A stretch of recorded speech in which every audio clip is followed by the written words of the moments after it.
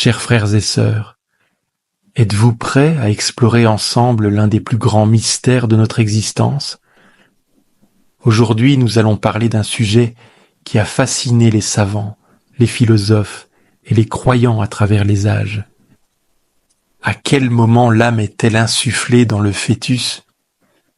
Et ces battements de cœur que l'on détecte si tôt sont-ils le signe que l'âme est déjà là, animant ce petit être en formation? Ces questions ne sont pas seulement académiques. Elles touchent à l'essence même de ce que signifie être vivant, être humain, être une créature d'Allah subhanahu wa ta'ala. Alors installez-vous confortablement et ouvrez vos cœurs et vos esprits à la sagesse de l'islam, car nous allons plonger ensemble dans les profondeurs de la création divine. Mais d'abord, comment l'islam définit le fœtus? C'est quoi le fœtus? En islam, le fœtus est considéré comme un stade de développement humain qui commence après que l'embryon ait été formé dans l'utérus. Ce développement débute suite à la fécondation, qui est l'union d'un spermatozoïde masculin et d'un ovule féminin, résultant en un zygote.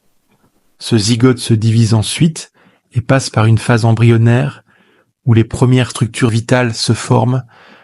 Après environ 40 jours, l'embryon commence à être reconnu comme un fœtus. Le terme fœtus est utilisé spécifiquement pour décrire le développement intra-utérin d'un mammifère après que les principales structures corporelles aient commencé à se former. Pour les humains, cela commence généralement après la fin de la 8e semaine de grossesse, lorsque l'être en développement est moins vulnérable aux influences environnementales majeures et a établi une forme plus reconnaissable de l'espèce. Selon les enseignements islamiques, la vie commence à la conception. Cela signifie que dès que le spermatozoïde féconde l'ovule, l'embryon est considéré comme une vie ayant des droits et méritant protection. L'islam accorde des droits au fœtus, notamment le droit à la vie. La législation islamique protège le fœtus et l'avortement est généralement interdit, sauf dans des circonstances où la vie de la mère est en danger ou sous d'autres conditions strictes dépendant des interprétations juridiques islamiques. Pour aborder cette question, il est crucial de comprendre qu'en islam, nous distinguons deux types de vie, la vie végétative et la vie animale. La vie végétative, c'est celle des plantes, qui croissent, se nourrissent, mais sans conscience ni mouvement volontaire. C'est une vie qui ne dépend pas de la présence d'une âme.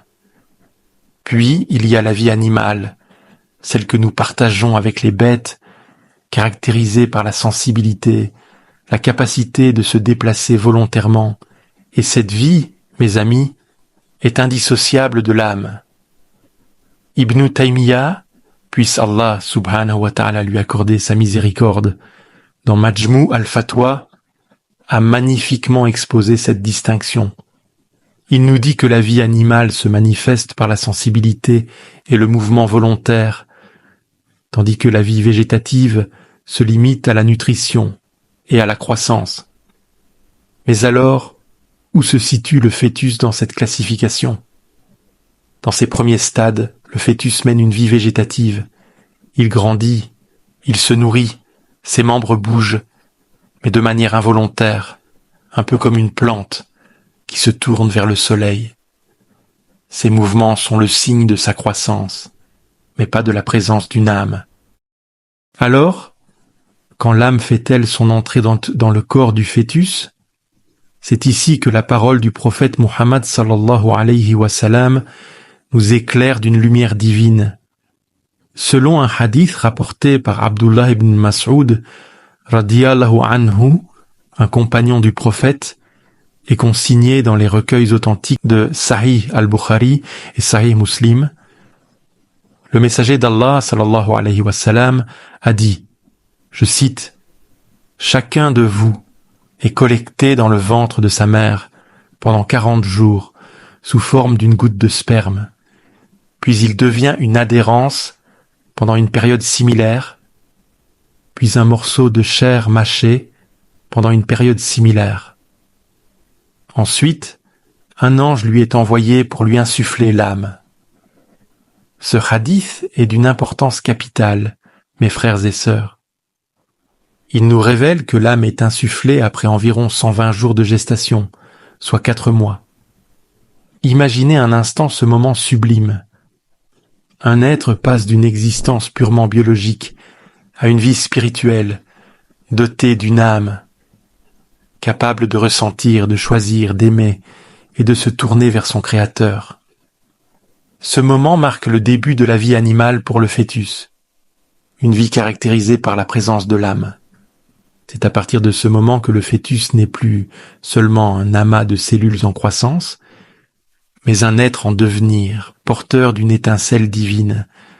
Cette transition est fondamentale dans notre compréhension de la vie humaine et de sa sacralité. Elle nous enseigne que la vie humaine est bien plus qu'un processus biologique. C'est un acte de création divine, où Allah subhanahu wa ta'ala insuffle une partie de son mystère en nous. Maintenant, une question intrigue beaucoup d'entre nous. Les battements du cœur du fœtus signifient-ils que l'âme est déjà présente ? La science moderne nous informe que le cœur commence à battre aux alentours du 22e jour après la fécondation. C'est un fait fascinant, n'est-ce pas ? Pourtant, selon le hadith que nous avons examiné, rapporté par Abdullah ibn Mas'ud, radiyallahu anhu, l'âme est insufflée bien plus tard, après 120 jours. 120 jours. Alors comment comprendre cela ? Ibn al-Qayyim, puisse Allah subhanahu wa ta'ala lui accorder sa miséricorde, un savant éminent de l'islam, ainsi que des médecins contemporains, nous apportent des éclaircissements précieux. Ils expliquent que les battements du cœur, bien qu'essentiels à la circulation sanguine et à la vie physique, ne sont pas en eux-mêmes une preuve de la présence de l'âme. Ces battements, ainsi que les mouvements involontaires du fœtus, relèvent de la vie végétative et non de la vie animale qui, elle, est caractérisée par l'âme. Le docteur Muhammad Ali Al-Bar, puisse Allah subhanahu wa ta'ala lui accorder son assistance, souligne que le fœtus effectue des mouvements liés à sa croissance et à sa nutrition, et que le cœur bat dès les premiers stades de la vie, sans pour autant que cela indique la présence de l'âme. Les jurisconsultes musulmans n'ont jamais établi de lien direct entre les premiers battements du cœur et l'insufflation de l'âme. En fait, ils considèrent que la circulation sanguine et les battements cardiaques peuvent exister sans que l'âme soit présente, comme c'est le cas dans la vie végétale ou dans certaines conditions médicales où le corps est maintenu en vie artificiellement. Cela nous amène à une conclusion profonde. La vie humaine, dans sa dimension spirituelle et complète, commence avec l'insufflation de l'âme, un acte divin qui transcende les processus biologiques. Ce n'est qu'à ce moment que nous devenons des êtres dotés de conscience, de volonté et de la capacité de nous lier à notre Créateur. En conclusion, mes chers frères et sœurs, l'âme est insufflée dans le fœtus après 120 jours de gestation, et non dès les premiers battements du cœur.